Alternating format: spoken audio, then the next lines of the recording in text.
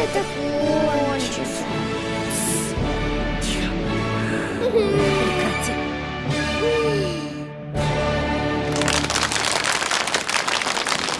Дети, мы ждем вас в буфете! Пошли. Не хочу в буфет. Я в выходные у бабушки 2 часа на кухне в буфете прятался. И чашку разбил. Крику было.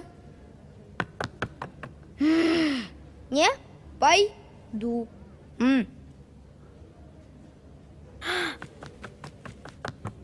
Ух ты!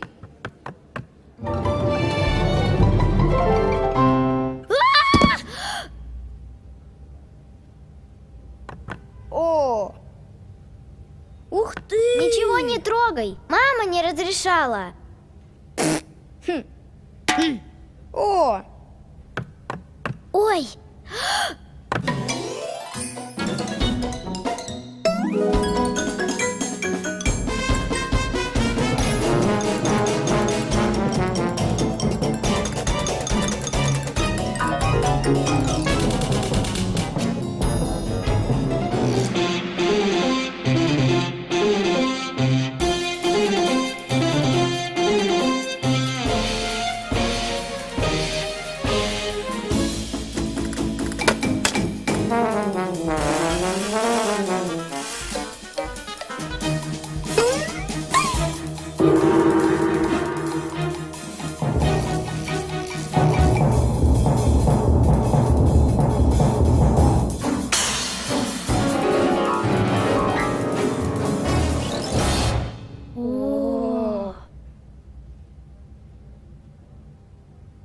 не трогай.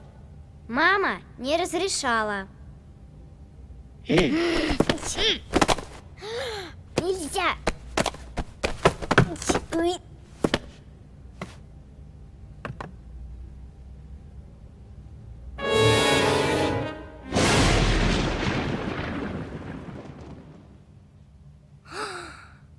О. Ой. Таракан! Где? Ах, это вы про меня? Во-первых, Сверчок. Позвольте представиться. Антонио Иннокентьевич Сверчинский, из почтенного рода Сверчинских. Сверчок-виртуоз, приближен к музыке, ныне музыкальный хранитель. Мой прадед еще Паганини смычок канифолил. Ну надо же, таракан. Так меня еще никогда не называли. Простите, я не хотела вас обидеть. Так, кто вы такие?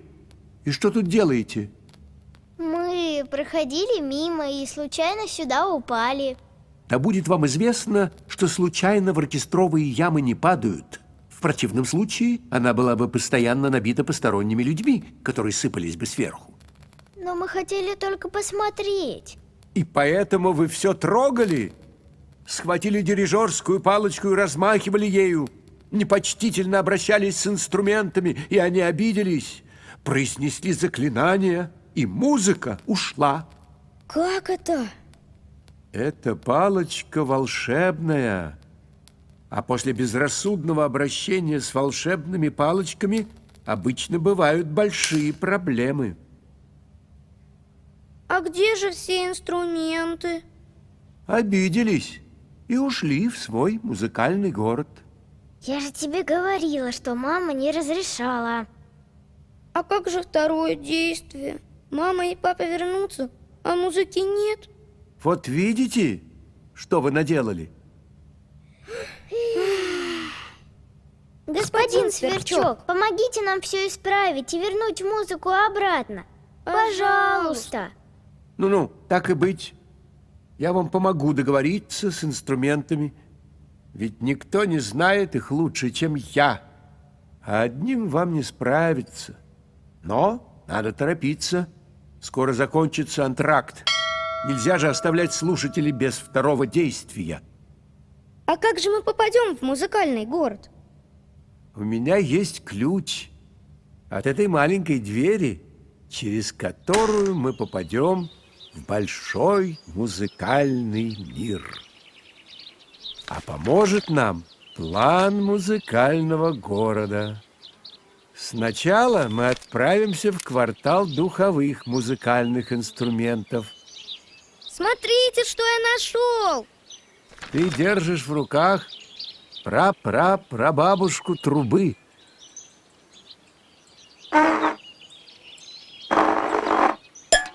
Ну вот что, молодой человек, не умеете играть, так не хватайте инструмент. Труба – самый яркий и громкий представитель медных духовых инструментов. Одна труба может заглушить все скрипки, альты, виолончели, контрабасы, деревянные духовые, вместе взятые. Медные духовые, еще их называют медь, это самая громкая группа оркестра. Извините. А впрочем, я уже не сержусь. Мы, медные музыкальные инструменты, вспыльчивы, но отходчивы. Я иду на чашечку чая к родственникам. Прошу, присоединяйтесь. Они будут очень рады. Посидим, погудим. Прошу. Знакомьтесь. Тромбон, валторна и туба. Это те дети, из-за которых мы сбежали из театра. Маэстро говорит, что они пришли извиниться. Пожалуйста, вернитесь в театр. Нет уж, дудки. Кажется, они еще не в духе. Позвольте преподнести вам в знак примирения этот подарок.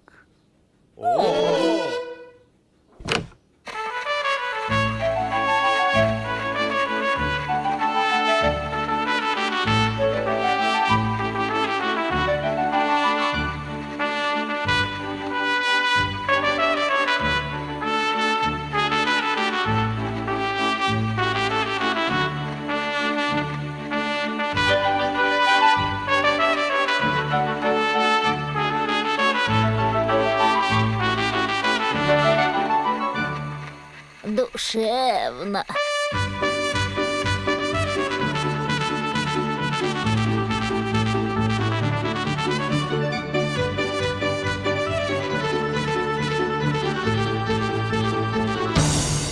Еще чаю?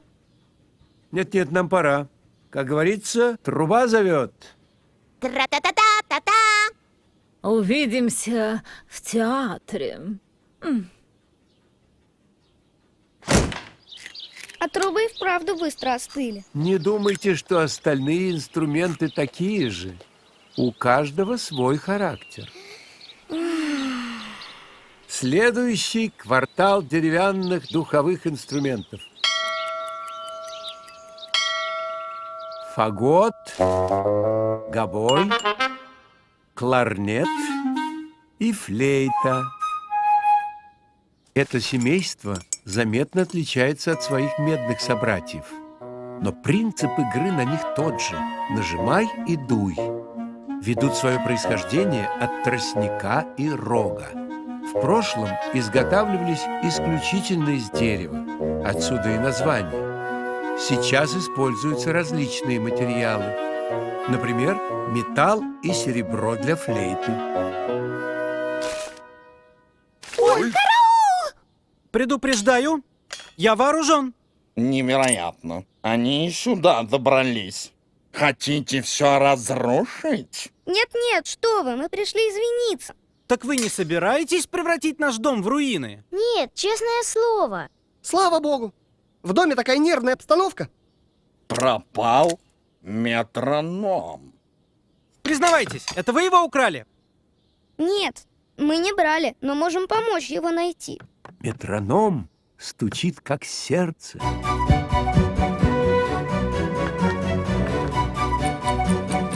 Нет. Нет, не то. Нет. Нет, не то.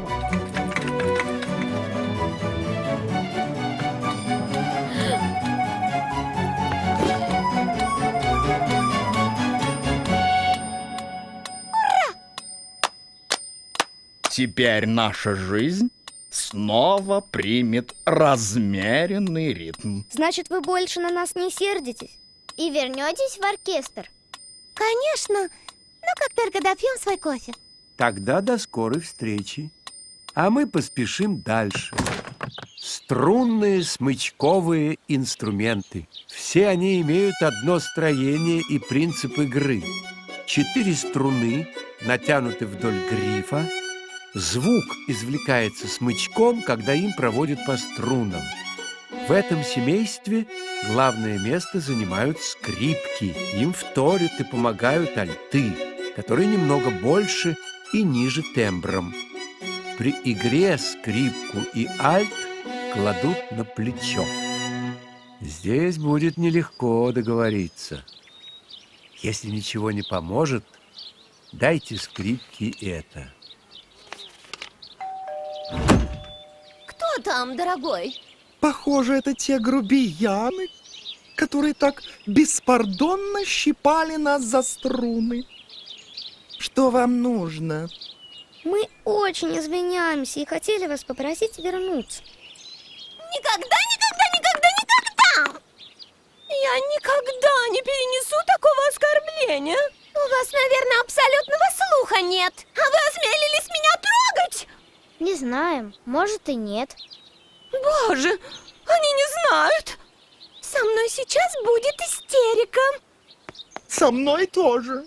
Дорогая, я налью нам валерьяны. Может, вы согласитесь это принять? Что это? Боже, какая прелесть! О, дорогой, посмотри, какая прелесть! Это великолепно! Каприз Паганини.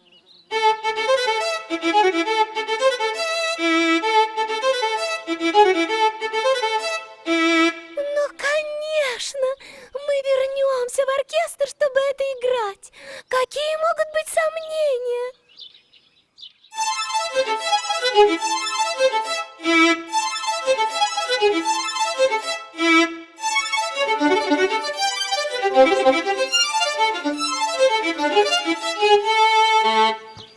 Вот и замечательно.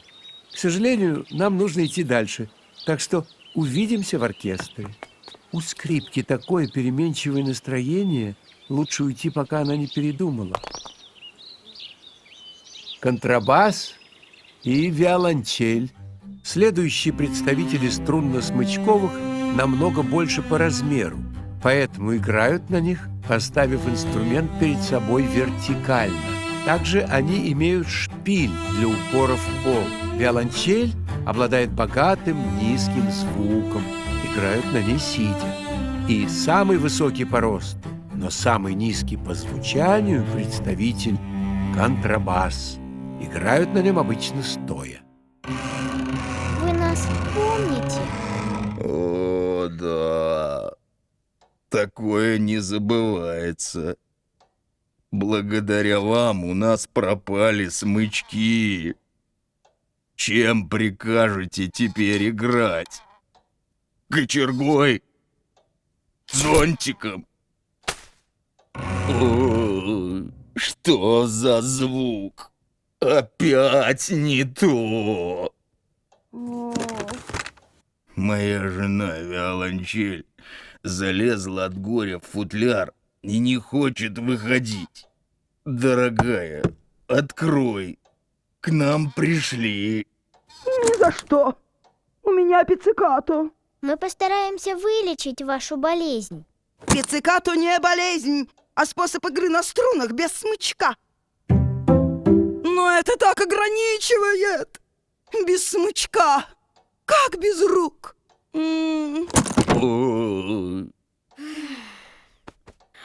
Вот ваши смычки. Они в полном порядке. О, какое счастье! Дорогая. Так я рада тебя снова слышать. И я тебя тоже. Теперь вы вернетесь в театр? Ну хорошо. Мы вас прощаем. До встречи. Не расслабляйтесь. У нас впереди еще много обиженных вами инструментов. Здесь живет одинокая арфа. Говорят, что арфу очень давно создал какой-то античный бог. Но до сих пор голос ее молод и прекрасен. Древнейший предок ее – охотничий лук. Арфа часто аккомпанирует другим инструментам в оркестре. А соло на арфе могут исполнять лишь настоящие виртуозы. Кажется, мы вас задели. Вы задели струны моей души. Одна из них лопнула. И теперь я очень расстроена.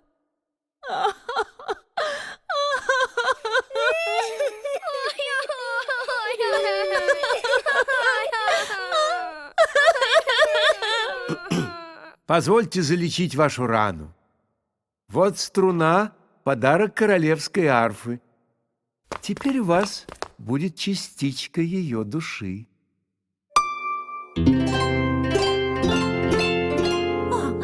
Какое интересное внутреннее чувство. Какое-то обновление. Хочется вновь творить. Кажется, у меня вдохновение. Поспешу в театр. Мне нужно излить свою душу. До встречи! Мне она показалась одинокой и немного печальной. Такая у нее романтичная натура. Любит погрустить ночью при луне. А еще ей тайно нравится рояль. У них с ним внутренне есть что-то общее, хотя внешне они так не похожи. Вот, кстати, его дом. Та-да-да-дам, та-да-да-дам. Рояль означает королевский. Инструмент-оркестр. В нем скрестились 3 рода музыкальных инструментов: струнные, клавишные и ударные. Начинался, как и арфа, со струн, натянутых на прямоугольный ящик. А позже придумали механизм, который ударял по струнам молоточком, и сила звука зависела от силы удара по клавишам. Инструмент с такой механикой назвали тогда фортепиано. Форте означает громко, а пиано – тихо. Чем могу помочь, джентльмены? О, и леди. Да вот, я тут хотел... Сатисфакции? Отлично! Дуэль так дуэль! Какое оружие предпочитаете? Пистолеты? Шпаги? Да нет, что вы, просто извиниться. И сегодня без дуэли. Тогда, может, в шашки? Давненько не держал я в руках шашек. Люблю я, знаете ли, черное и белое, а также тонкие оттенки между ними.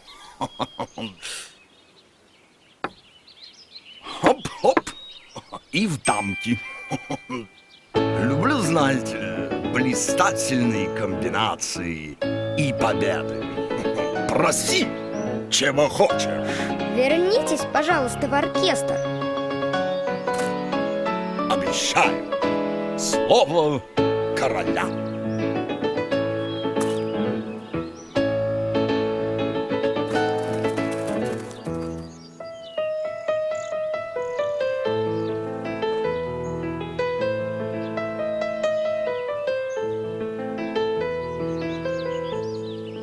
Квартал ударных музыкальных инструментов. Семейство ударных музыкальных инструментов очень многочисленно и разнообразно по своим голосам. Это самые древние музыкальные инструменты человечества. Внешне они совершенно не схожи друг с другом, но всех объединяет одно. Звук извлекается у них ударом по инструменту. Тут в военных палатках живут тарелки, литавры, малый барабан и большой барабан. Приветствую вас! Здравия желаю, маэстро! Вы помните этих детей? Конечно, это те разгильдяи, которые устроили разгром в театре. Мы очень сожалеем и больше не будем. И очень просим вас вернуться в театр. А чтобы легче было перенести этот удар судьбы, примите эти часы. Отличный ритм и бой, и абсолютная форма. Мы — ударные инструменты, потомственные военные, и любим ритм и порядок. То, что вы учинили в театре — безобразие и разгильдяйство. Трам-тарарам. Мы готовы все искупить. Посмотрим, на что вы способны. Равняйсь! Смирно! Направо! Кругом! Ну, рассмешили! За это мы вас прощаем! Ну, шутки в сторону, время не ждет. Конец антракта. В театр шагом марш!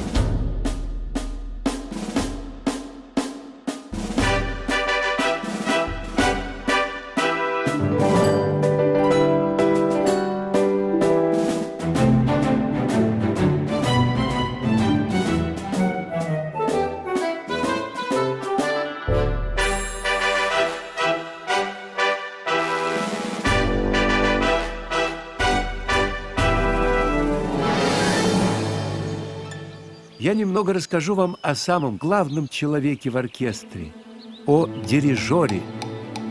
Хотя он и не играет непосредственно ни на одном музыкальном инструменте, он одновременно играет на всех. Его инструмент – оркестр. Во всем мире музыканты рассаживаются в симфоническом оркестре одинаково. В первых рядах струнные, слева – хор скрипок. Этот хор всегда разделяется на два голоса. Главную мелодию поют первые скрипки, а подпевают им вторые. Они сидят в следующем ряду за первыми. Справа от дирижера альты, виолончели, контрабасы. За ними стоит арфа. По центру находятся духовые. Впереди деревянные, флейты, гобои, за ними кларнеты и фаготы. За деревянными духовыми расположились медные духовые инструменты, валторны, трубы, тромбоны и туба. В самом последнем ряду ударные, барабаны,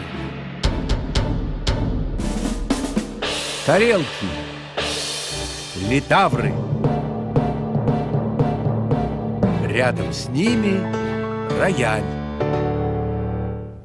Ну вот и все. Музыка вернулась в театр. Музыкальные инструменты на месте, ждут музыкантов. Дирижер сейчас подойдет, и концерт продолжится. Вы можете идти. И что же, мы больше никогда не увидимся? И приключения закончились? Приключения только начинаются. А увидимся мы с вами в музыкальной школе. Где-где? В музыкальной школе. Ну, бегите, а то уже антракт закончился.